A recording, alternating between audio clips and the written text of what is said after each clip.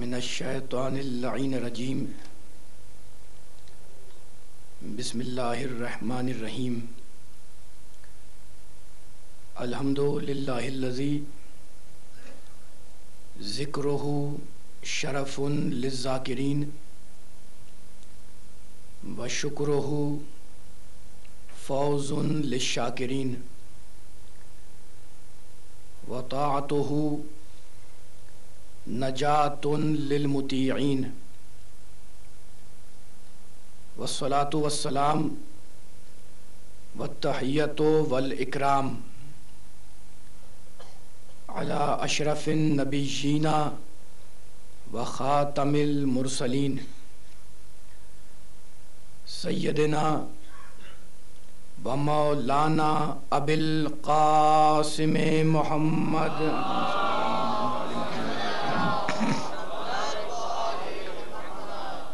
وأہل بیتہ الطیبین الطاہرین المعصومین المظلومین اما بعد فقد قال اللہ سبحانہ وتعالی فی محکم کتابہ المبین بسم اللہ الرحمن الرحیم وَنَزَّلْنَا عَلَيْكَ الْكِتَابَ تِبْيَانًا لِكُلِّ شَيْءٍ وَهُدًى وَرَحْمَةً وَبُشْرَى لِلْمُسْلِمِينَ صلوات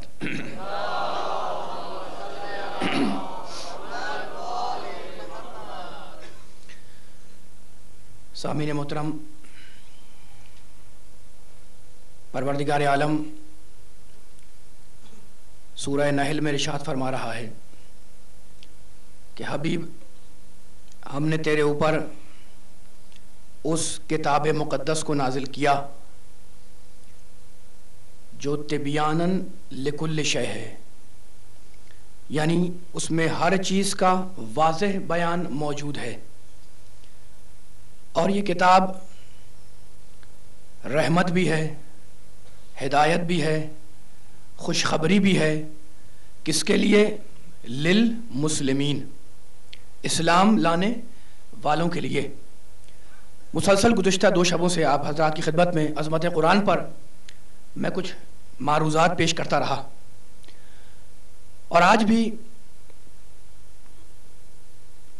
اپنے مسلک کی نہیں بلکہ عالم اسلام کے عظیم مفکر محی الدین عربی نے امام جعفر صادق علیہ السلام کی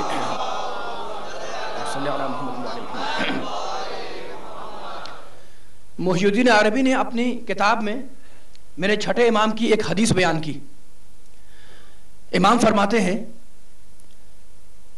کہ تجلی لعبادہ بالقرآن، اللہ نے اپنے بندوں کو قرآن مجید میں اپنا جلوہ دکھلایا ہے۔ دیکھے جانے والی چیز تو ہے نہیں اللہ، لیکن اگر اللہ کو دیکھنا ہے، اس کے جلووں کو دیکھنا ہے، تو قرآن کی آیتوں میں دیکھو۔ قرآن کا ہر سورہ جلوہ گاہ الہی ہے، قرآن کی ہر آیت جلوہ گاہ الہی ہے۔ تو اب اللہ نے قرآن میں اپنے بندوں کو اپنا جلوہ دکھلایا ہے۔ اور اب ایک اور روایت آپ کی خدمت میں ہدیہ کر دوں، قرآن ہی کے سلسلے میں معصوم فرماتے ہیں کہ من جعل القرآن امامہ قادہ الی الجنہ، جو بھی قرآن کو اپنے آگے رکھے گا تو قرآن اسے جنت تک رہنمائی کرے گا۔ من جعل القرآن امامہ، جو قرآن کو اپنے آگے رکھے تو کیا ہوگا؟ قادہ الی الجنہ، جنت تک قرآن اس کی رہنمائی کرے گا، اس کی رہبری کرے گا۔ اور معصوم کہتے ہیں ومن جعل القرآن خلفہ ساقہ الی النار، جس نے قرآن کو اپنے پیچھے رکھا تو قرآن اسے جہنم میں ڈھکیل دے گا۔ آگے رکھا کامیاب ہو گئے، پیچھے رکھا جہنم میں ڈھکیل دیا۔ آگے رکھنا یعنی کیا مطلب ہے اس کا؟ کہ قرآن کے احکام کو مانو، قرآن کی تعلیمات کو تسلیم کرو، قرآن کے احکامات پر عمل کرو. یہ معنی ہے قرآن کو آگے رکھنے کے اور قرآن کو پیچھے رکھنا عزیزوں. یعنی پہلے ہم بعد میں قرآن، پہلے ہماری مصلحتیں بعد میں قرآن، پہلے ہمارے گھر والے بعد میں قرآن.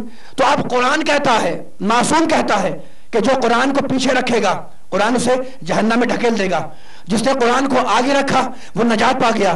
اسی بات کو پروردگار عالم نے سورہ روم میں ارشاد فرمایا 7ویں اور 8ویں آیت ارشاد ہوا یعلمون ظاہرا من الحیات الدنیا وہم عن الآخرۃ ہم غافلون اولم یتفکروا فی انفسہم ما خلق اللہ السماوات والارض وما بینہما الا بالحق واجل مسمى وان کثیرا من الناس بلقاء ربہم لکافرون. یہ دنیا والے اللہ شکوہ کر رہا ہے یعلمون ظاہرا من الحیات الدنیا. یہ دنیا والے قرآن کو نہیں مانتے. یعلمون ظاہرا من الحیات الدنیا، یہ کیا کرتے ہیں؟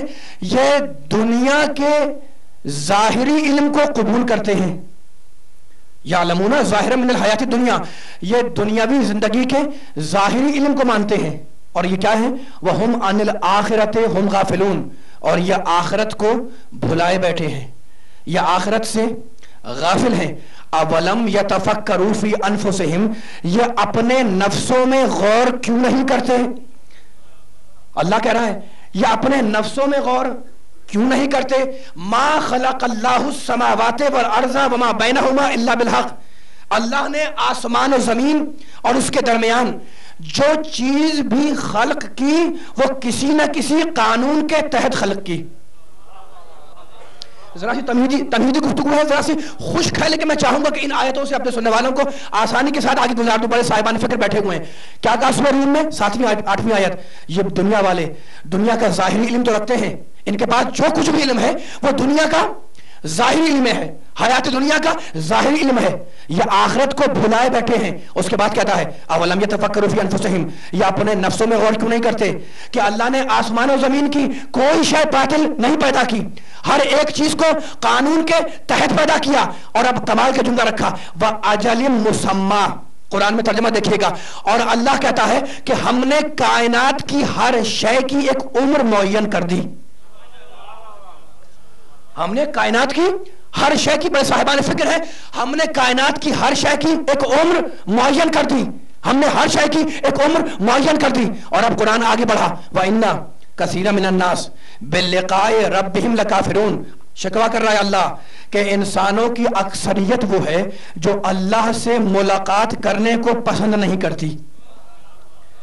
وَإِنَّ كَثِيرًا مِنَ النَّاسِ بِلِّقَاءِ رَبِّهِمْ لَكَافِرُونَ. انسانوں کی اکثریت کثیر بِلِّقَاءِ رَبِّهِمْ لَكَافِرُونَ، اللہ سے ملاقات کرنے کو پسند نہیں کرتی. تو اب جتنا بھی علم دنیا والوں کے پاس ہے وہ دنیا کا ظاہری علم ہے، آخرت کو بھلائے بیٹھے ہیں. غور کیوں نہیں کرتے کہ اللہ نے کائنات کی ہر شے کو ایک عمر کے تحت پیدا کیا، ایک عمر کے ساتھ پیدا کیا. یعنی یہ جو چاند نکلتا ہے جسے آپ دیکھتے ہیں، اس چاند کی ایک عمر ہے. صبح کو آپ نے سورج نکلتے دیکھا، اس سورج کی بھی ایک عمر ہے. آپ ہیں، آپ کی ایک عمر ہے. میں ہوں، میری ایک عمر ہے. زمین ہے، اللہ کا پیدا کیا ہوا ایک مخلوقات میں سے ہے، اس کی ایک عمر ہے. آسمان، اس کی ایک عمر ہے. تو اللہ متوجہ کر رہا ہے انسانوں کو کہ جب ہر شے کی عمر ہے اور جب ہم نے ہر شے کی ایک عمر معین کر دی تو جب عمریں ختم ہو جائیں گی تو چیزیں ختم ہو جائیں گی. جب عمریں ختم ہو جائیں گی، جب چاند کی عمر ختم ہو جائے چاند ختم ہو جائے گا، جب سورج کی عمر ختم ہو جائے سورج ختم ہو جائے گا، جب زمین و آسمان کی عمریں جو معین ہیں وہ ختم ہو جائیں تو ساری چیزیں ختم ہو جائیں گی. تو اللہ یہی تو کہہ رہا ہے کہ جب ساری چیزیں ختم ہو جائیں گی تو تم اس کے بعد غور کیوں نہیں کرتے کہ اس کے بعد ہے کیا؟ کس نے کمال طریقے سے میرے اللہ نے آخرت کی طرف انسانوں کو متوجہ کیا کہ جب کائنات کی ہر شے کی ایک عمر ہے اور جب عمریں ختم ہو جائیں گی، جب چاند ختم ہو جائے، جب سورج ختم ہو جائے، جب زمین کا فرش ختم ہو جائے، جب آسمان کا کی چھت ختم ہو جائے، جب تم ختم ہو جاؤ، جب میں ختم ہو جاؤں، تو سوچو کہ اس کے بعد ہوگا کیا. اور اس سوچنے کے بعد تم پہنچو گے کہ اس کا نام ہے آخرت. جب ساری چیزیں ختم ہو جائیں تو انسان پہنچے گا آخرت کی طرف. تو اب ہماری اتنی چیزیں بتلانے کے باوجود انسان غافل ہے، انسان آخرت کو بھلائے بیٹھا ہے۔ پروردگار اب آخرت یاد کیسے آئے؟ کہنے لگا کچھ نہ کرو، کچھ نہ کرو، اولم یتفکروا فی انفسہم، اپنے نفسوں میں غور کرو۔ توجہ سارے سننے والوں کی، کچھ نہ کرو، کچھ نہ کرو۔ سورہ نون کی آیت ترجمہ جا کے دیکھیے گا، اولم یتفکروا فی انفسہم، اللہ کہہ رہا ہے کچھ نہ کرو، اپنے نفسوں میں غور کرو، اپنے نفسوں میں فکر کرو۔ اللہ تک پہنچ جاؤ گے، دنیا سے آخرت تک پہنچ جاؤ گے۔ کب پہنچو گے؟ جب اپنے نفسوں میں غور و فکر کرو گے۔ اچھا اب سارے سننے والے سے پوچھ رہا ہوں جو پیچھے دائیں بائیں بیٹھے ہوئے ہیں کہ آپ بیٹھے ہوئے ہیں، آپ کے پاس نفس ہے یا نہیں؟ ہے نا؟ میرے پاس نفس ہے یا نہیں ہے؟ بس مجھے اتنا بتلائیں سارے سننے، ابھی فیصلہ کروانا ہے آپ سے، آپ کے پاس نفس ہے نا؟ مجھے بس اتنا بتلا دے کہ نفس آپ کے بدن میں، کیا آپ کے سر میں ہے؟ کیا آپ کے کان میں ہے؟ کیا آپ کے سینے میں ہے؟ کیا میرے پاؤں میں میرا نفس ہے؟ نہیں نا؟ اب اچھا بات کو اور واضح کر رہا ہوں، بے ہوشی کے عالم میں خدا نہ خاصہ اگر کسی کی ٹانگ کاٹنا ہو تو بے ہوش کیا جاتا ہے نا؟ اچھا بے ہوشی کے عالم میں اگر ٹانگ کاٹ دی جائے تو اس انسان کو خبر نہیں ہوتی، کیوں؟ اس لیے کہ اس وقت اس کا نفس غافل ہے۔ بے ہوشی کے عالم میں، توجہ چاروں سارے سننے والوں کی، اگر ٹانگ کاٹ دی جائے تو نفس کو خبر نہیں ہوتی، اس لیے کہ اس وقت اس کا نفس غافل ہے۔ لیکن اگر بیداری کے عالم میں کوئی ڈھیلا مار دے تو فوراً تکلیف کا اثر ہوگا۔ تو یہی تو کہہ رہا ہوں کہ بھائی آپ بیٹھے ہوئے ہیں، آپ کے پاس آپ کا نفس ہے، لیکن مجھے بتائیں کہ کیا کان میں نفس ہے؟ کیا سر میں نفس ہے؟ کیا سینے میں نفس ہے؟ کیا میرے ہاتھ میں نفس ہے؟ کیا میرے پاؤں میں نفس ہے؟ نہیں ہے نا؟ اگر پتھر آ جائے سر پر فوراً تکلیف کا اثر ہوگا۔ تو کیا سر میں نفس کا کوئی مرکز ہے کہ اگر سر میں چوٹ لگے تو نفس کو پہلے پتا ہو جائے؟ اور پاؤں کیونکہ سر سے دور ہے، اگر پاؤں میں چوٹ لگے تو نفس کو دیر میں پتا ہو؟ ایسا تو نہیں ہے نا؟ پورے بدن میں جہاں کہیں بھی چوٹ لگے گی نفس کو فوراً پتا چلے گا۔ تو اب سمجھ میں آیا، میرے معصوم نے کہا کہ جس نے اپنے نفس کو پہچانا اس نے اپنے اللہ کو پہچانا۔ ارے بھائی نفس تمہارے پورے بدن میں ہے لیکن نظر نہیں آتا، اللہ پوری کائنات میں ہے لیکن نظر نہیں آتا۔ وہ جو ہے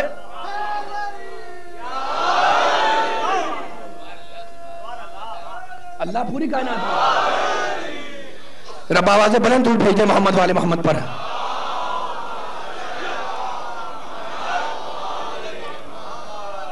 بس میرے سامنے توحید پرست بیٹھے ہوئے، موحدین کا مجمع ہے، اللہ کو ماننے والے بیٹھے ہوئے میرے سامنے۔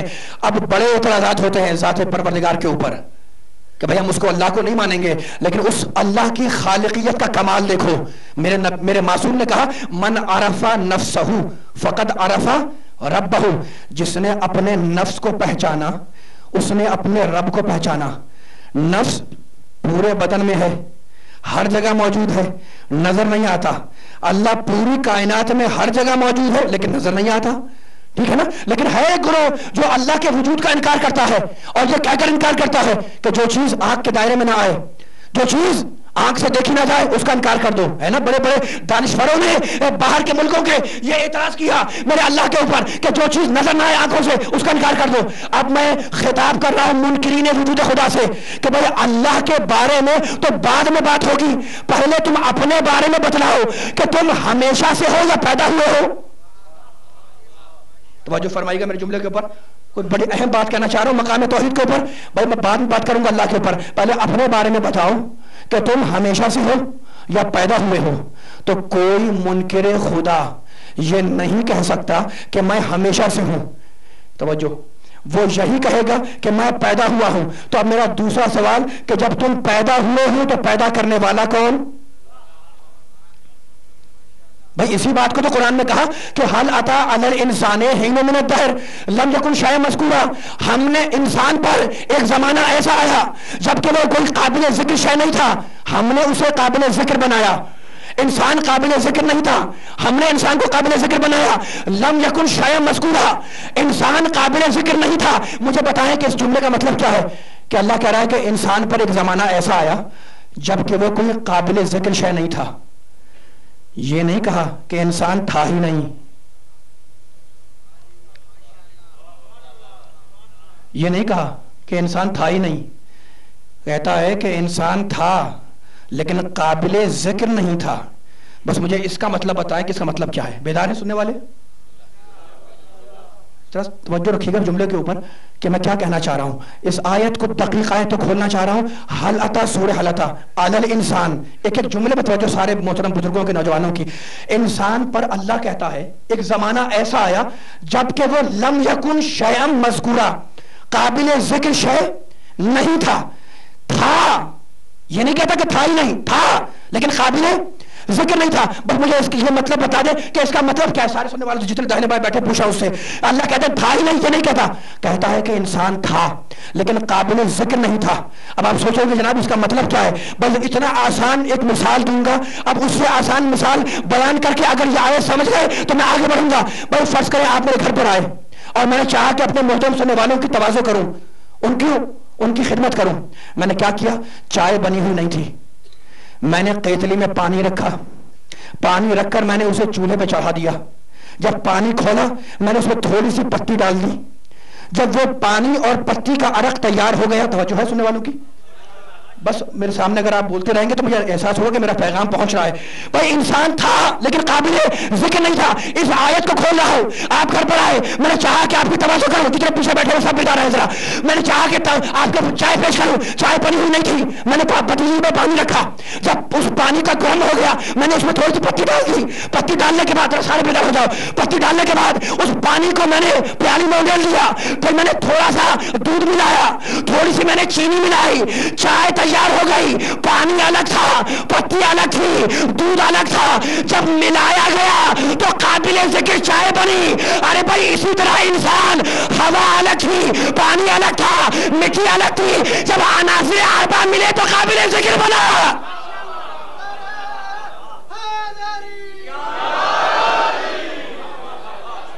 توجہ ہے؟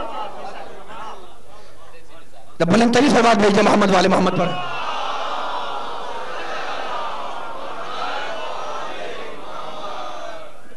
بس تھوڑی سی گفتگو میں نے دقیق کی ہوئی ہے مقام توحید کے اوپر، لیکن یہ ضروری تھا اس لیے کہ یہ مقصد ہے آل محمد کا. آل محمد کا مشن ہے، ممبر آل محمد کا ہے. آل محمد کے چاہنے والے میرے سامنے بیٹھے ہوئے ہیں، توحید پرست بیٹھے ہوئے ہیں. پانی الگ تھا، مٹی الگ تھی، عناصر اربعہ الگ الگ تھی، آگ الگ تھی، ہوا الگ تھی. جب چاروں کو ملایا تو قابل ذکر انسان بنا. تو کتنا کریم ہے وہ اللہ جس نے انسان کو پیدا کیا، عناصر اربعہ سے ملا کر پیدا کیا. اب میں پوچھا سارے سننے والوں سے، بھائی کہتے ہیں نا کہ جو چیز آگ کے دائرے میں نہ آئے اس کا انکار کر دو. ہم اللہ کو نہیں مانیں گے، اس سے وہ دیکھا نہیں جاتا. اب میں پھر کہہ رہا ہوں منکر وجود خدا سے، گفتگو آج توحید کے اوپر ہے، میں پھر کہہ رہا ہوں منکر وجود خدا سے کہ بھائی تم انکار کرتے ہو اس چیز کا جو تمہاری آنکھ کے دائرے میں نہ آئے. بس مجھے اتنا بتلا دو کہ تم نے مجھے دیکھا اپنی آنکھوں سے، تم نے کائنات کی ہر چیز کو دیکھا اپنی آنکھوں سے. یعنی میں منکر وجود خدا سے کہہ رہا ہوں کہ تم نے اپنی اولاد کو دیکھا اپنی آنکھوں سے. ذرا بیدار ہے نا. تم نے اپنے شریک زندگی کو دیکھا اپنی آنکھوں سے، تم نے اپنی کار کو دیکھا اپنی آنکھوں سے، تم نے بہتا ہوا دریا دیکھا اپنی آنکھوں سے، تم نے زمین کا فرش دیکھا اپنی آنکھوں سے، تم نے لہلہاتے ہوئے باغات دیکھے اپنی آنکھوں سے، تم نے درختوں کو دیکھا اپنی آنکھوں سے، تم نے اپنے دوستوں کو دیکھا اپنی آنکھوں سے، تم نے سمندروں کی طغیانی دیکھی اپنی آنکھوں سے. ذرا اپنی آنکھ کو اپنی آنکھ سے دیکھ کر بتلاؤ. میرے جملہ پہنچا سننے والوں تک؟ توجہ ہے سننے والوں کی؟ بھائی ذرا سارے ذرا بیدار ہیں جتنے آگے بیٹھے ہوئے تاکہ پیغام میرا پہنچا ہے. تم سب چیزوں کو اپنی آنکھ سے دیکھ رہے ہو نا. اب میرا سوال تم سے ہے، تم اللہ کا انکار کرتے ہو تو تم اپنے دوستوں کو، اپنے ماں باپ کو اپنی آنکھوں سے نہیں دیکھ سکتے، ٹھیک ہے نا؟ اپنی آنکھوں سے ہر چیز دیکھ رہے ہو لیکن اپنی آنکھ کو اپنی آنکھ سے نہیں دیکھ سکتے. تو کتنے بے بس ہو کہ جس چیز سے دیکھ رہے ہو خود اسی کو نہیں دیکھ سکتے. جس چیز سے دیکھ رہے ہو خود اسی کو، بیدار ہونے والوں طرف بیدار ہو، جملے پہ رضایا نہ کرو جملے کو. جس چیز سے دیکھ رہے ہو خود اسی کو نہیں دیکھ سکتے. تو تم نے درخت کو دیکھا اپنی آنکھوں سے، تم نے لہلاتے ہوئے باغات دیکھے اپنے. بیدار ہے سننے والے؟ بس میرے سامنے ہاؤ کرتے رہو تاکہ میں پیغام دے دوں ورنہ میں صاحب تک آ جاؤں گا. تم نے ہر چیز دیکھی اپنی آنکھوں سے لیکن کتنے بے بس ہو کہ جس چیز سے دیکھ رہے ہو اس چیز ہی کو نہیں دیکھ سکتے. تو جب تم اپنی آنکھ کو نہیں دیکھ سکتے تو کائنات کے خالق کو کیا دیکھو گے؟ जब तुम अपनी आंख को नहीं देख सकते तो कायनात के खालिक को क्या देखोगे? तो कितने बेबस हो कि जिस चीज से देख रहे हो उस चीज को नहीं देख सकते। अब मेरे सुनने वाले सोच रहे होंगे कि भाई मैं कहना क्या चाह रहा हूं? मैं कहना ये चाह रहा हूं कि तुम अपनी आंख को अपनी आंख से नहीं देख सकते। बस एक तरीका मैं बतलाता हूं, आईने के सामने खड़े हो जाओ, आईने के सामने खड़े हो जाओ और आईने में अपनी आंख को देख लो। बस मैंने बहुत बड़ी बात कह दी। अब अगर आप बेदार हैं तो जुमले में तवज्जो फरमा लीजिएगा, वरना मैं आगे बढ़ जाऊंगा। सारे सुनने वालों से कह रहा हूं जितने दाने में बैठे, अब अगर अपनी आंख को देखना है तो घर जाकर आईने के सामने खड़े हो जाए, आईने के अंदर अपनी आंख को देख ले। नतीजा क्या निकला? बड़े बेदार सुनने वाले बैठे हुए, मजलिस शामिल बैठे हुए, नतीजा ये निकला कि जो चीज नजर न आए उसे आईने के सामने देख लो। तो अब खुदा ने तय किया कि मैं यूं तो नजर आऊंगा नहीं, अपनी सिफात के ऐसे आईने बनाऊंगा। बेदार होने वालों जरा थक गए आप हजरात क्या? बुलंद तरीन सलवात भेजिए मोहम्मद वाले मोहम्मद पर।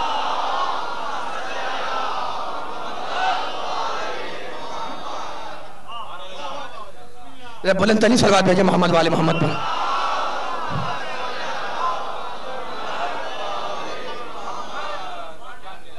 देखो अपनी आंख को नहीं देख सकते जब तक के आईने के सामने खड़े ना हो जाओ। बस अली वाले तमीर खत्म हो गई मेरी। तो अब उसूल क्या बना कि जो चीज आंख के दायरे में ना आए, जो देखी ना जा सके, उसे आईने के सामने खड़े होकर देख लो।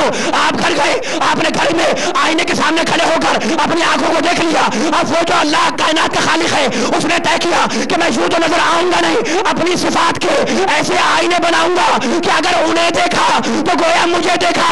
अरे भाई हाथ होगा यदुल्लाह, नफ्स होगा नफ्सुल्लाह, आंख होगी अहलुल्लाह।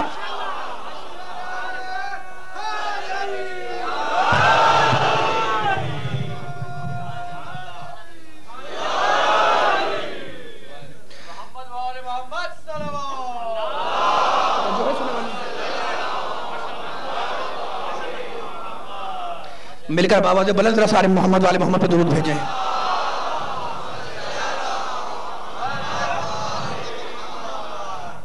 बड़े एतराज करते हैं लोग कि अल्लाह नजर नहीं आता, हम नहीं मानेंगे। आंख के दायरे में ना आए हम नहीं मानेंगे। बस मैं रुका हुआ हूं सारे सुनने वालों को मकाम तौहीद पर, तौहीद का मकाम फाजिल हो जाए। इंतहाई दखील बात, लेकिन बड़े फलसफे को आसान करके पेश कर रहा हूं। कहने लगा हम अल्लाह को नहीं मानेंगे। बस एक जुमले की जहमत देना चाह रहा हूं सारे सुनने वालों को। मेरे सामने वसीले के मानने वाले बैठे हुए हैं। भाई क्यों नहीं मानोगे? इसलिए कि अल्लाह आंख से नजर नहीं आता। अब मैं पूछ रहा हूं फिर मुनकिर वजूद खुदा से। तवज्जो सुनने वालों की, बस तवज्जो रखिएगा सारे सुनने वालों। मैं फिर कह रहा हूं मुनकर वजूद खुदा से कि तुम अल्लाह का इनकार करते हो। किस बात के ऊपर? इसलिए कि वो आंख से नजर नहीं आता। तो वो अल्लाह के ऊपर तो बाद में बात करना, अल्लाह को तो बाद में देखना।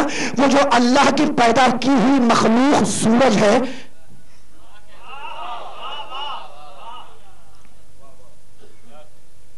वो जो अल्लाह की पैदा की हुई मखलूक सूरज है, जरा धूप में जाकर 3-4 घंटे टिक कर देखकर बतलाओ। अगर देख लिया तो मैं जानूंगा।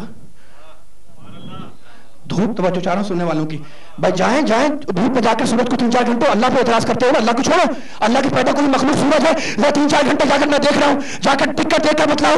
सूरज तो नजर नहीं आएगा, दिन में तारे नजर आ जाएंगे। तवज्जो है सुनने वालों की? सूरज तो नजर नहीं आएगा, दिन में तारे नजर आ जाएंगे। ठीक है ना? तो अब देख तो सकते नहीं हो सूरज को, तो जब तुम अल्लाह की मखलूक को नहीं देख सकते तो अल्लाह को कैसे देखोगे भाई? लेकिन अब हर तरह के लोग होते हैं। जब मैंने कहा कि जनाब सूरज को देखकर बतलाएं, किसी से आपको जोश हो गया, वो फौरन उठकर बाहर गए और वो एक शीशा लेकर आए रंगीन किस्म का, और उस रंगीन शीशे को सामने आंखों के रखकर सूरज को देखने लगे। मुझसे कहने लगे जनाब आप तो कह रहे थे कि सूरज को नहीं देख सकते, ये देखे मैं शीशे में देख रहा हूं।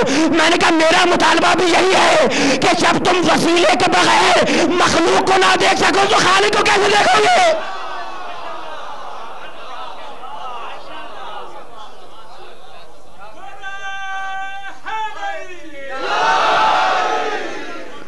इतनी बुलंद सलवात भेज दे मोहम्मद वाले मोहम्मद पर।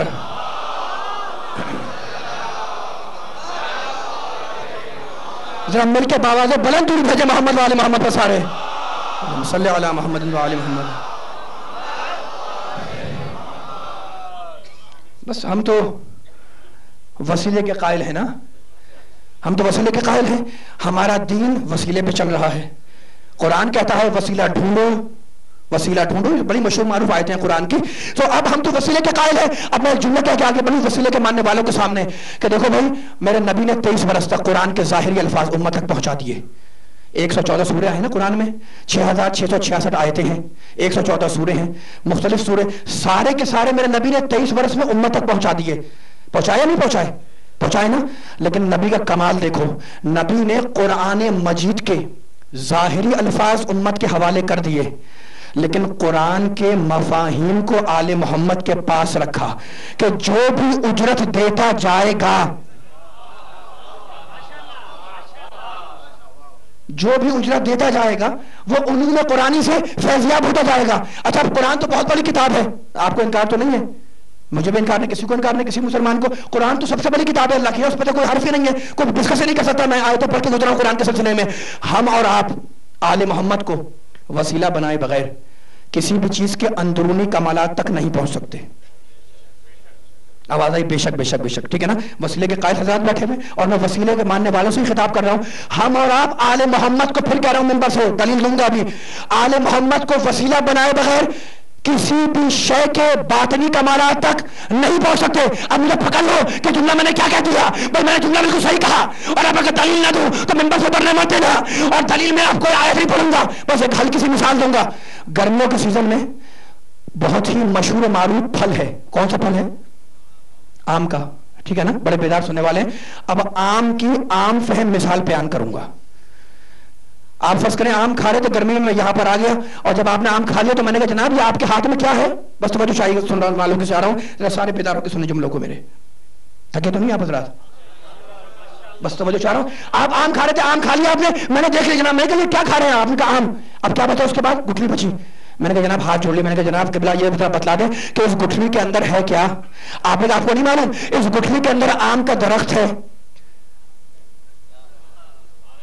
آم کے پتے ہیں، آم کی ٹہنیاں ہیں، آم کی شاخیں ہیں، دھاگوں کی طرح پھیلی ہوئی آم کی جڑ، بتاؤ بیدار ہو جانا، دھاگوں کی طرح پھیلی ہوئی آم کی جڑیں ہیں، آم کے نامعلوم کتنے باغات اس گٹھلی کے اندر چھپے ہوئے ہیں. تو گٹھلی ہے ایک، اور اس ایک گٹھلی کے اندر آم کے ہزاروں باغات چھپے ہوئے ہیں. تو وہ اللہ جو ایک گٹھلی میں آم کے ہزاروں باغات کو جمع کر سکتا ہے، کیا ایک نقطے کے اندر پورا قرآن نہیں سمیٹ سکتا؟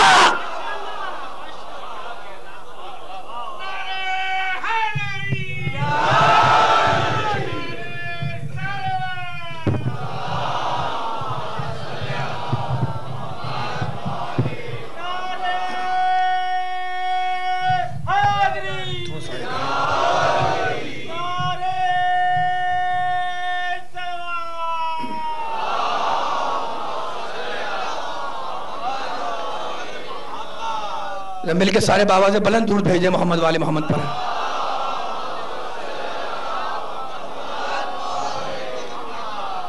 بھائی وہ اللہ جو آم کی گٹھلی میں ہزاروں باغات جمع کر دے، کیا ایک نقطے میں پورا قرآن نہیں سمیٹ سکتا؟ سمجھ سکتا ہے نا. اچھا بلا فرق و مذاہب الجملہ کہہ رہا ہوں کہ گٹھلی ہے، اور میں بار بار کہہ رہا ہوں جناب اس میں کیا ہے؟ آپ کہہ رہے ہیں آم ہے، آم کی شاخیں ہیں، آم کی ٹہنیاں ہیں، درخت دھاگوں کی طرف پھیلی ہوئی آم کی جڑیں ہیں، آم کے باغات اس گٹھلی کے اندر چھپے ہوئے ہیں، نظر تو نہیں آ رہے نا. تو دنیا کے کسی مسلمان سے، کسی انسان سے پوچھو کہ گٹھلی میں کیا ہے، تو وہ یہی کہے گا کہ گٹھلی کے اندر اللہ نے آم کو غائب کر دیا. تو اگر اللہ گٹھلی میں آم غائب کر دے تو سب مانتے ہیں، اور اگر اللہ کائنات میں امام کو غائب کر دے.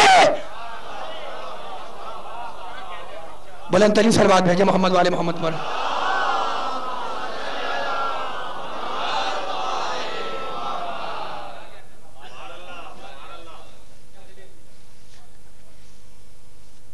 ایک مرتبہ ذرا مل کے بابا سے بلند دور بھیج دیا کریں محمد والے محمد پر.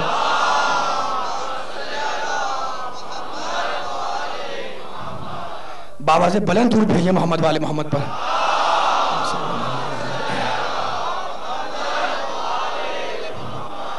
بس وسیلے کے ماننے والوں، میں نے یہ مثال اس جملے کے لیے دی تھی، بار بار کہہ رہا ہوں کہ آم کی گٹھلی میں کیا ہے؟ آپ نے کہا درخت ہے، شاخیں ہیں، ٹہنیاں ہیں، پتے ہیں، پھول ہیں. میں نے کہا جناب وہ آپ کو نظر آ رہے ہیں؟ آپ نے کہا نہیں نظر تو نہیں آ رہے. میں نے کہا اچھا آپ چھوڑ دیں آپ اس کو.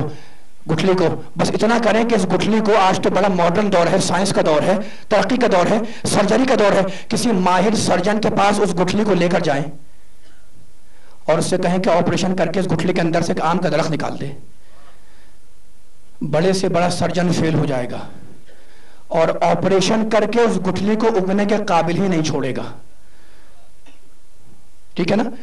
اس گٹھلی کو اگنے کے قابل ہی نہیں چھوڑے گا. میں نے کہا جناب آپ تو کہے تھے بار بار کہ اس گٹھلی میں آم ہے، درخت ہے، شاخیں، پتے ہیں، ٹہنیاں ہیں، اور اب میں نے آپ کو کیا کہ آپ سرجن کو لے جائیں، اس نے آپریشن کر کے گٹھلی کو اگنے کے قابل ہی نہیں چھوڑا.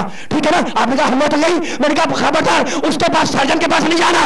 آپ نے کہا اب کیا کروں گا؟ میں نے کہا بس اس گٹھلی کو لے جا کر مٹی کے حوالے کر دو. اللہ ذرا بیدار ہو کے تھوڑا جملوں کو. میں نے کہا مٹی کے حوالے کر دو. آپ نے کہا بھائی اس کے بعد کیا ہوگا؟ میں نے کہا چند دنوں کے بعد تم دیکھو گے کہ رفتہ رفتہ وہ پودا بنے گی.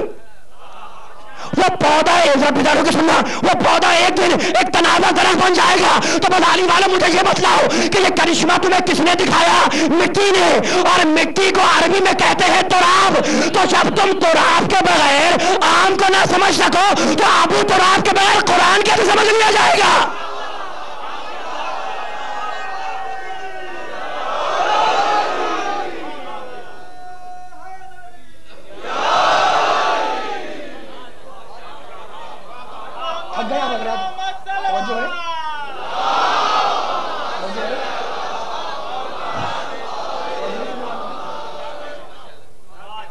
بھائی علی کے چاہنے والے میرے سامنے بیٹھے ہوئے ہیں، ٹھیک ہے نا؟ تو ہمیں تو کوئی خطرہ نہیں ہے، اس لیے کہ ہم تو ابو تراب کے ماننے والے ہیں.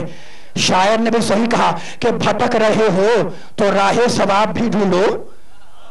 بھٹک رہے ہو تو راہ ثواب بھی ڈھونڈو. ارے اندھیرے ہیں تو کوئی آفتاب بھی ڈھونڈو. بنے ہو مٹی سے، بنے ہو مٹی سے، مٹ جاؤ گے مسلمانوں. جو بچنا ہے تو کوئی بو تراب بھی ڈھونڈو. تو ہم تو ابو تراب کے ماننے والے ہیں نا. بلند ترین صلوات بھیجیں محمد والے محمد پر.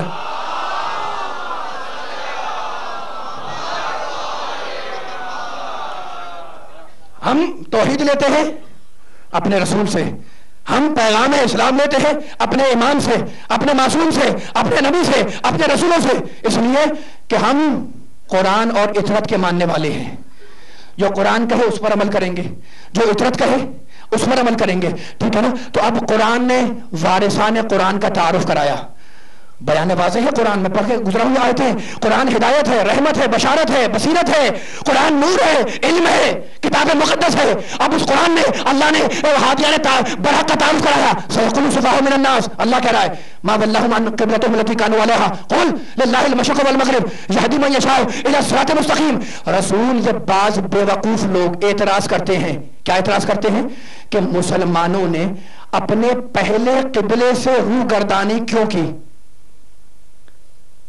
پہلے قبلہ بیت المقدس تھا، اس کے بعد خانہ کعبہ بنا. بعض بے وقوف لوگ، قرآن کہہ رہا ہے ایک ایک جملے پہ توجہ، اعتراض کرتے ہیں کہ مسلمانوں نے اپنے پہلے قبلے سے روح گردانی کیوں کی؟ رسول کہہ دو ان لوگوں سے کہ للہ المشرق والمغرب، مشرق اور مغرب دونوں اللہ کے لیے ہے. یہدی من یشاء الی صراط مستقیم، اللہ جس کی بھی چاہے صراط مستقیم کی طرف ہدایت کر دیتا ہے، جس کی بھی چاہے سچے راستے کی طرف ہدایت کر دیتا ہے. اور اب اسی پارے میں ارشاد ہوا، پھر اللہ نے ارشاد فرمایا قد نرى تقلب وجهك في السماء فلنولينك قبلة ترضاها فول وجهك شطر المسجد الحرام وحيث ما كنتم فولوا وجوهكم شطرا. رسول ہم تمہارے بار بار آسمان کی طرف رخ کرنے کو دیکھ رہے ہیں، تو اب ہم قبلے کو اس طرف موڑ دیں گے جس طرف تم چاہو گے. فَوَلِّ وَجْهَكَ شَطْرَ الْمَسْجِدِ الْحَرَامِ، رسول اب ہم قبلے کو اس طرف موڑ دیں گے جس طرف تم چاہو گے. اور اب حکم آیا، آیت جا کر دیکھ لیے گا فَوَلِّ وَجْهَكَ شَطْرَ الْمَسْجِدِ الْحَرَامِ وَحَيْثُ مَا كُنتُمْ فَوَلُّوا وُجُوهَكُمْ شَطْرَهُ. رسول حالت نماز میں ہے، نماز پڑھ رہے ہیں، اللہ کا آرڈر آ گیا، حکم آ گیا، رسول فَوَلِّ اپنا رخ بیت المقدس سے ہٹاؤ، خانہ کعبہ کی طرف کرو.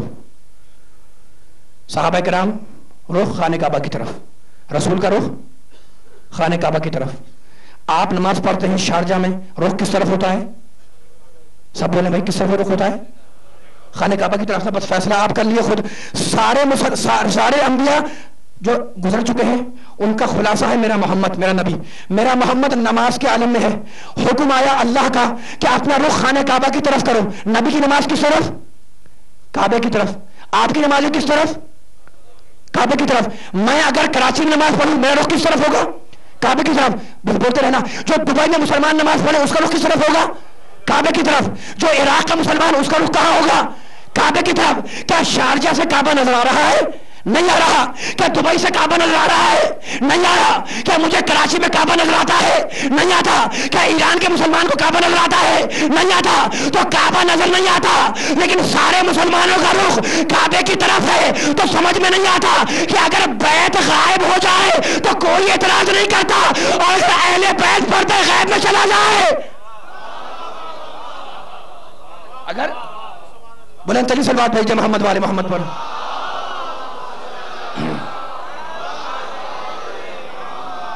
بلند ترین سے صلوات بھیجے محمد والے محمد پر مل کر صلی علی محمد والے محمد۔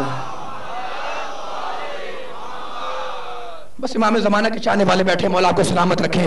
ہمیں تو کوئی غم نہیں ہے نا، اس لیے کہ ہمارا وارث زندہ ہے، انبیاء کا وارث غیبت میں زندہ ہے، آدم کا وارث زندہ ہے، نوح کا وارث زندہ ہے، ابراہیم کا وارث زندہ ہے، موسیٰ عیسیٰ کا وارث زندہ ہے، محمد کا وارث زندہ ہے، علی کا وارث غیبت میں زندہ ہے، حسنین کا وارث زندہ ہے، علی بن حسین کا وارث زندہ ہے، محمد باقر کا وارث زندہ ہے، جعفر صادق کا وارث زندہ ہے، موسیٰ کاظم کا وارث زندہ ہے، علی رضا کا وارث زندہ ہے، محمد تقی کا وارث زندہ ہے، علی نقی کا وارث زندہ ہے، عسکری کا لال غیبت میں زندہ ہے۔ تو مجھے کہنے دو کہ وہ دین منحوس ہے جس کا وارث صاحب الامر نہ ہو،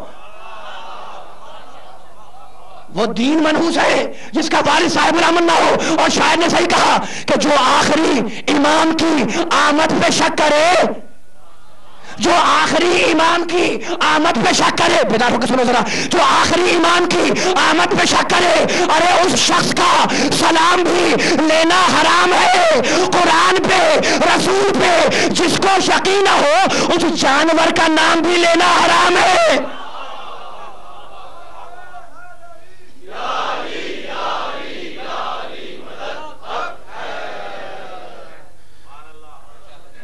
بس ذخیرہ آخر مرحلے سے قریب ہو گئی ہے، امام زمانہ کے چاہنے والے بیٹھے ہوئے ہیں۔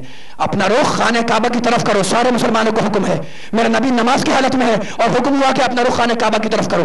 اب کوئی آیتیں پڑھوں گے کعبہ کی سے لے کے، بس سورہ آل عمران کی ایک آیت سنو، ان اول بیت، سورہ تیسرا سورہ، ان اول بیت وضع للناس للذی ببکۃ مبارکا وہدی للعالمین، پہلا گھر جو مسلمانوں کے لیے، لوگوں کے لیے وضع کیا گیا، للذی ببکۃ مبارکا، وہ مکے میں ہے خانہ کعبہ، مبارکن یعنی برکتوں والا ہے، وہدی للعالمین، اور یہ کعبہ ہدایت ہے عالمین کے لیے۔ مجھے بتائیں، مسلمان بیٹھے ہیں، قرآن پڑھنے والے بیٹھے ہوئے، نوجوان بھی ہیں، بزرگ بھی ہیں، بچے بھی ہیں، کعبہ ہدایت ہے کس کے لیے؟ عالمین کے لیے، ہدن للعالمین۔ مجھے بتائیں کہ انسانوں کے قدم بری راہوں کی طرف بھٹکتے ہیں یا نہیں؟ ہوتا ہے نا، انسان کے قدم بری راہوں کی طرف بھٹک جاتے ہیں۔ مجھے بتائیں، سارے سننے والے سے پوچھ رہا ہوں، کعبہ آپ نے کوئی تاریخ پڑھی کہ کسی زمانے میں، کسی دور میں مکے سے چل کر شارجہ آیا ہو ہدایت کرنے؟ نہیں آیا نا؟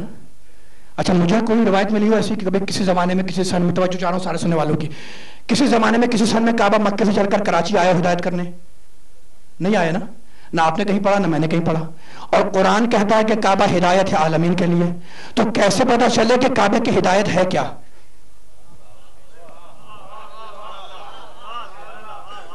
توجہ تھک تو نہیں گئے حضرات؟ بس آخری جملہ میرا، میں دو جملے مسائل کے بیان کروں گا اور تقریر ختم ہو جائے گی۔ کعبہ کسی زمانے میں چل کر مکے سے نہیں آیا آپ کو مجھے ہدایت کرنے کے لیے، اور قرآن کیا کہتا ہے کہ کعبہ ہدایت عالمین کے لیے۔ اب سوال پیدا ہو گیا نا کہ بھئی نعوذ باللہ اللہ جھوٹ نہیں بول سکتا، نہ قرآن جھوٹ بولے گا، نہ اللہ کا رسول جھوٹ بولے گا، نہ آیتیں جھوٹ بولیں گی، اور ہمیں کسی تاریخ میں نہیں ملتا کہ کعبہ کسی زمانے میں، کسی سن میں، کسی سال میں مکے سے چل کر آیا ہو ہدایت کرنے۔ تو اب کیسے پتا چلے کہ کعبے کی ہدایت ہے کیا؟ تو میرے محترم سننے والوں، بس ایک مثال میں اور بیان کروں گا اور اس آیت کو کھول دوں گا۔ ایام رضا چل رہی ہیں، ٹھیک ہے نا؟ اور آپ کے ہاں کیا ہر جگہ پر جہاں جہاں علی کے چاہنے والے مجالس کا انعقاد کرتے ہیں، وہاں مجلس کے بعد نذر مولا کا انتظام ہوتا ہے، ہوتا ہے، ٹھیک ہے؟ اچھا فرض کریں کہیں پر شربت کا انتظام تھا، کہیں حلیم ہے، کہیں بریانی ہے۔ اب ہوا کیا، بریانی تھی آپ نے پیش کی, میں نے 2 یا 3 پلیٹ کھا لی, ٹھیک ہے, آپ مجھے اتنا بتلا دیں, سارے سننے والوں سے پوچھ رہا ہوں کہ میں نے بریانی کھائی تھی یا پلیٹ کھائی تھی؟ بریانی کھائی تھی, اور کہا کیا میں نے؟ پلیٹ کھائی. توجہ ہے سننے والوں کی. بس آخر جملہ میں مصاحب کی 2 جملے بیان کروں گا, طویل نہیں کروں گا مصاحب بھی, لیکن یہ پیغام اگر پہنچ گیا آج کا انشاءاللہ تو میں مصاحب تک آ گیا. میں نے پوچھا جناب آپ شربت پیے تھے نظر مولا کا, 3-4 گلاس پی لیا آپ نے. میں نے کہا آپ نے کتنے پیے جناب؟ آپ نے جناب میں نے 3 گلاس پیے. تو چاروں سارے مدرسے سننے والوں کی یہ آخری پیغام پہنچ جائے بھرپور طریقے سے علی کے چاہنے والوں تک, تو میں انشاءاللہ آپ سے اجازت لے لوں گا. آپ نے جناب 3 گلاس پیے, میں نے ہاتھ جوڑ لیے. میں نے کہا جناب محترم میرے سامنے مجھے اتنا بتا دیں کہ آپ نے شربت پیا تھا یا گلاس؟ آپ نے کہا جناب میں نے تو شربت پیا ہے, لیکن کہا کیا آپ نے؟ گلاس. بہت دقیق بات کر رہا ہوں, ذرا بیدار ہو کے سننے والے والوں تاکہ میرا جملہ ضائع نہ ہونے پائے. آپ نے کہا جناب میں نے گلاس پیا. میں نے کہا گلاس نہیں پیا, آپ نے شربت پیا. تو اب اصول سمجھ میں آ گیا. میں نے کھائی بریانی, کہا کیا میں نے؟ تو پلیٹ کھائی. آپ نے پیا شربت, کہا کیا؟ گلاس پیا. زبان کا محاورہ سمجھ میں آیا. خالی گلاس کہلاتا ہے ظرف. بس توجہ سارے سننے والوں کی سارے طرح بیدار ہو کے سنے, ہاں کر رہو میرے سامنے تاکہ میں جملہ مکمل کر دوں اور پیچھے والا تک آپ کے ذریعے سے پہنچ جائے. خالی گلاس کہلاتا ہے ظرف, اور اس کے اندر اگر آپ شربت ڈال دیں تو شربت کہلاتا ہے مظروف. خالی پلیٹ کہلاتی ہے بریانی, خالی پلیٹ کہلاتی ہے ظرف, اس کے اندر بریانی ڈال دو, بریانی کہلائے گی, بولے بھائی, مظروف. ٹھیک ہے نا. زبان کا دستور سمجھ میں آیا, مطلب میرا جملہ ضائع نہ کرنا. زبان کا دستور سمجھ میں آیا کہ بولا جاتا ہے ظرف, مراد لیا جاتا ہے مظروف. بولا جائے گا گلاس, مراد لیا جائے گا شربت. بولی جائے گی پلیٹ, مراد لی جائے گی بریانی. اب اسی اصول کو آگے بڑھا لو. ان اول بیت وضع للناس للذی ببکۃ مبارکا. ارے یہ کعبہ ہدایت ہے عالمین کے لیے, کعبہ ہے ظرف, اس کے اندر پیدا ہونے والا علی ہے مظروف.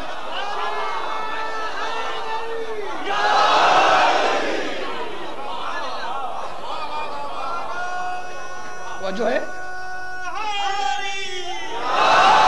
دونوں ہاتھ بلند کر کے پوری طاقت سے نعرے حیدری.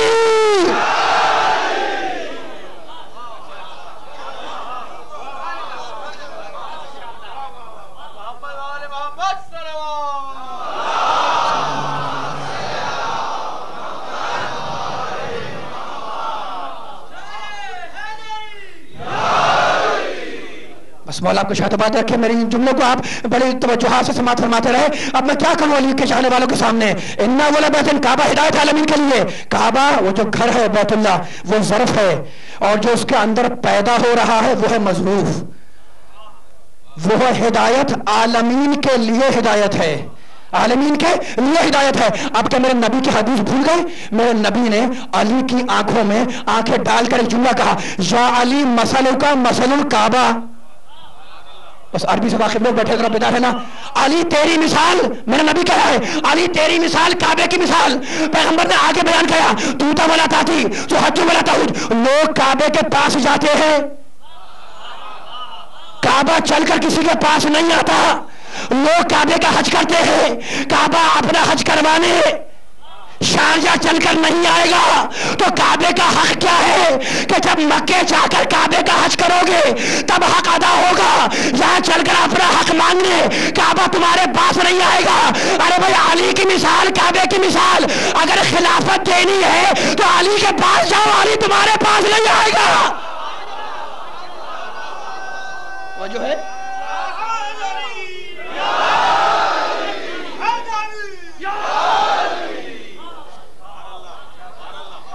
کعبہ اپنا حق مانگنے تمہارے پاس چل کر نہیں آئے گا. اگر اسے علی کو خلافت دینی ہے علی کے پاس جاؤ. بس میں اس حدیث پہ رکا ہوں. سارے متن سننے والوں کے آخری کلمات ہیں میرے تقریر کے. میرے نبی نے کیا کہا کہ علی تیری مثال کعبے کی مثال. لوگ کعبے کے پاس جاتے ہیں, کعبہ چل کر کسی کے پاس نہیں آتا. اب میں ایک جملہ کہنا چاہ رہا ہوں سارے مسلمانوں سے. میرے نبی نے کیا کہا, علی تیری مثال کعبے کی مثال. جو شرف کعبے کا وہ شرف علی کا,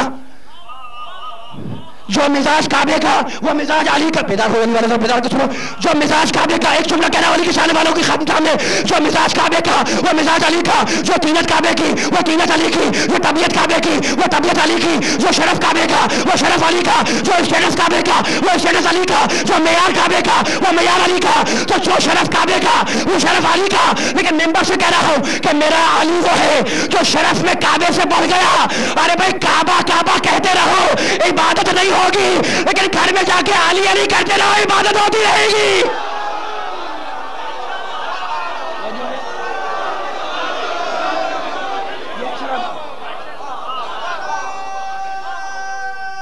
کعبہ کعبہ کہتے رہو۔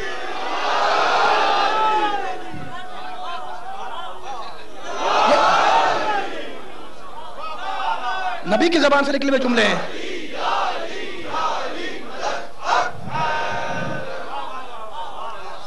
ہماری جانیں قربان جائیں نبی کے پاکیزہ کلمات کے اوپر۔ میں اپنے گھر سے تھوڑی بیان کر رہا ہوں، میرے نبی کی حدیث ہے کہ علی تیری مثال کعبے کی مثال ہے، اور میں کچھ نہیں کر رہا علی کے چاہنے والوں کے سامنے، بس تقریر ختم کر رہا ہوں میں۔ جتنے علی کے چاہنے والے بیٹھے ہوئے، مولا سب کو شاد و آباد رکھے، مولا سب کو سلامت رکھے، آپ کی سماعتوں کو نظر بد سے بچائے، سارے بچے نوجوان بزرگ مومنین مومنات سب کو نظر بد سے مولا بچائے۔ اتنی کثیر تعداد میں علی کے چاہنے والے آخر تک بیٹھے ہوئے ہیں، لیکن میں ایک جملہ تو کہوں گا کہ میں علی کے چاہنے والوں کے سامنے اتنی دیر سے کچھ نہیں کر رہا تھا، میں تو بس علی کے چاہنے والوں کو شراب حب علی پلا رہا تھا۔ توجہ ہے سننے والوں، بس بیدار رہنا علی کے چاہنے والوں، تمہارے جذبات کی قدر کر رہا ہوں میں علی کے چاہنے والوں کو شراب حب علی پلا رہا تھا۔ اور خبردار خبردار آخری کلمہ، شراب حب علی کو کبھی نجس نہ سمجھنا، کبھی مذاق نہ سمجھنا۔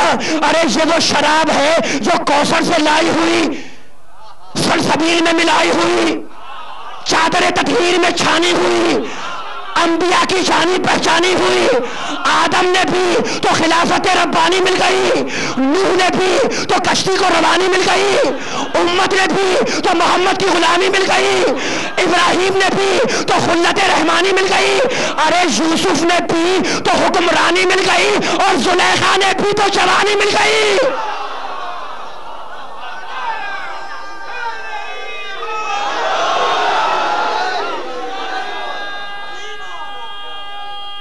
یہ علی کی محبت کی شراب ہے۔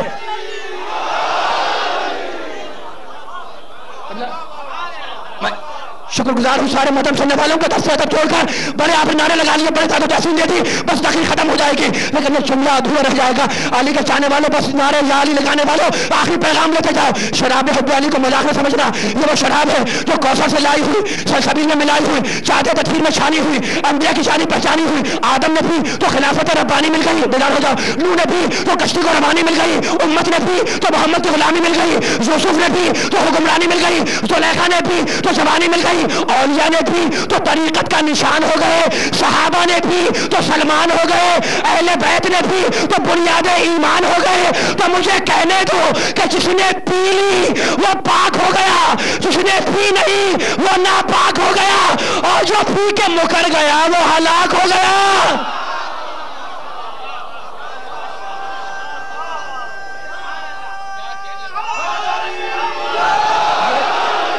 دونوں ہاتھ بلند کر کے نعرے حیدری۔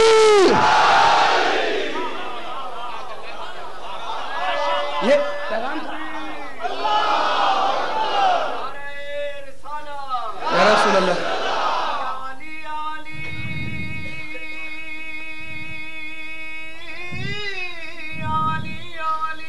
ماشاء اللہ۔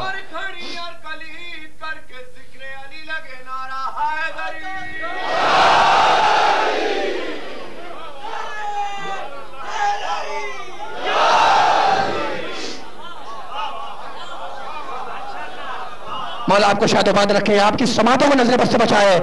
آدم کا علم دیکھنا ہو علی کو دیکھو، نبی نے کہا ہے میرے، میں نبی سے نہیں ہٹ کے بات کر رہا ہوں، نہ قرآن سے ہٹ کے بات کر رہا ہوں۔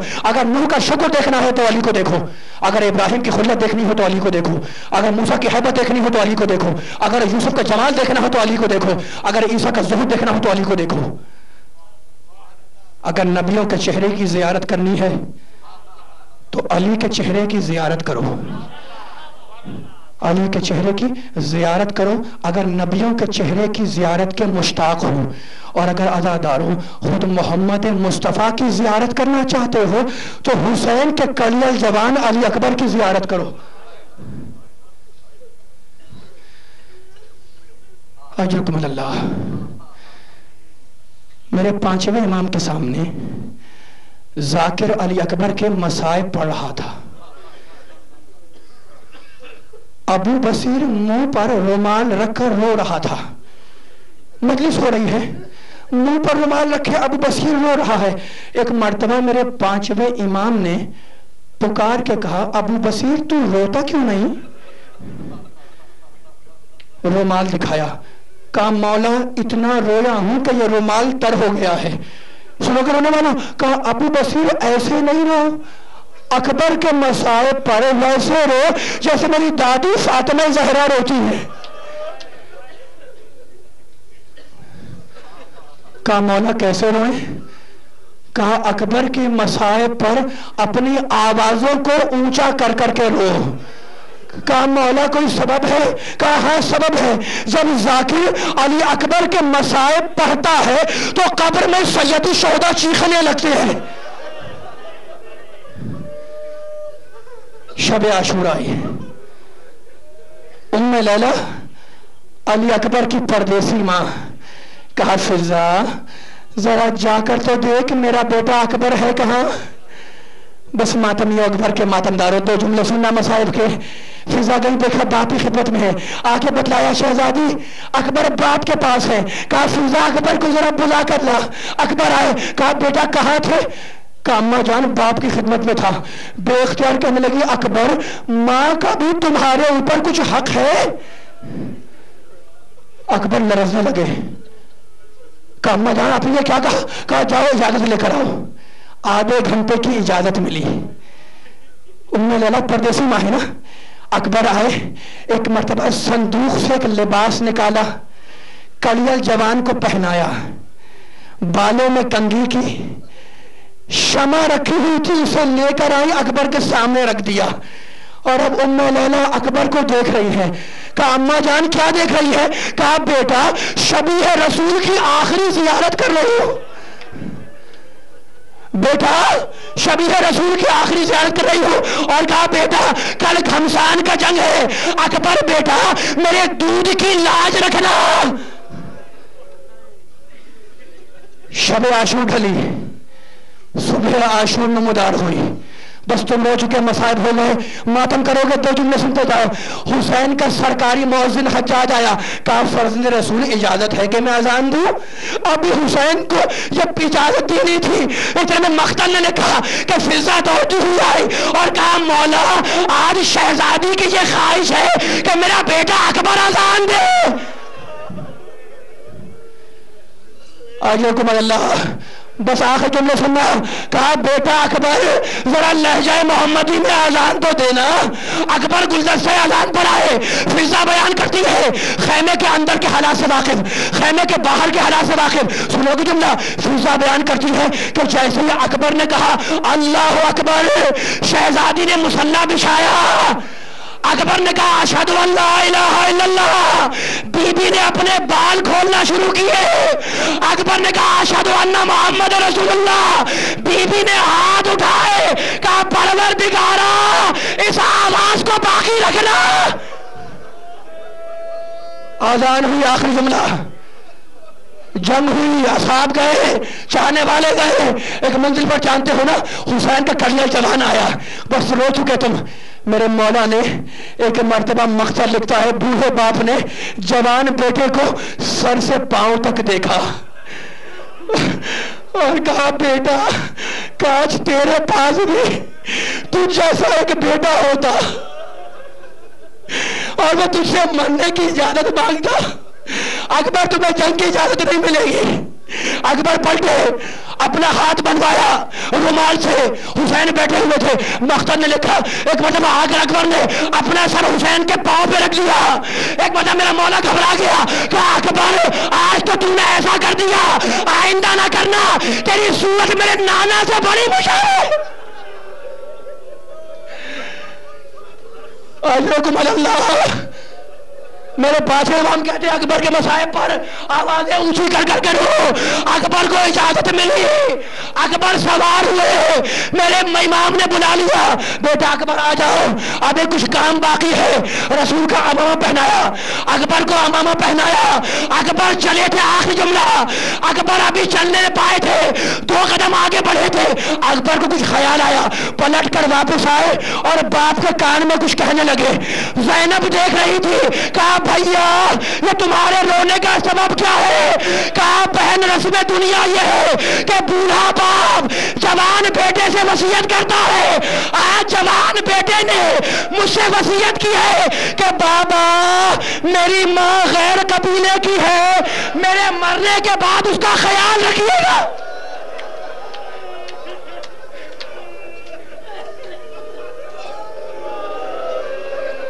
ماتم حسین